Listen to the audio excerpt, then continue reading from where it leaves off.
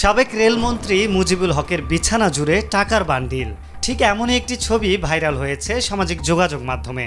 ছবিতে দেখা গেছে বিছানায় বসে আছে মুজিবুল হকের ৩ শিশু সন্তান। গত ১৩ই সেপ্টেম্বর বিকেল থেকে বিভিন্ন সোশ্যাল প্ল্যাটফর্মে ছবিটি ছড়িয়ে পড়তে থাকে। ছবিটিতে দেখা যায় সন্তানদের সামনে পড়ে আছে ৫০০ এবং ১০০ টাকা নোটের কয়েকটি বান্ডিল। মুজিবুল হককে তার এক সন্তানকে কোলে নিতে দেখা যায়। পাশেই তার আরেক শিশু একটি শপিং ব্যাগে থাকা টাকার বান্ডিল নিয়ে খেলা করছিল এবং মুজিবুল হকের স্ত্রী হনুফা আক্তার দাঁড়িয়ে সেই দৃশ্য দেখছিলেন। ধারণা করা হচ্ছে কুমিল্লা ১১ আসনের সাবেক সংসদ সদস্য মুজিবুল হকের কোনো এক সন্তানের জন্মদিনের ছবি এটি। উৎসবের আনন্দকে দ্বিগুণ করতেই খুব সম্ভবত সন্তানদের সামনে কয়েক বান্ডিল টাকা ছড়িয়ে দেন তিনি। গত ৫ই আগস্ট শেখ হাসিনা পালিয়ে যাওয়ার পর গা ঢাকা দেন মুজিবুল হক, তাই এ বিষয়ে তার কোনো বক্তব্য নেওয়া সম্ভব হয়নি।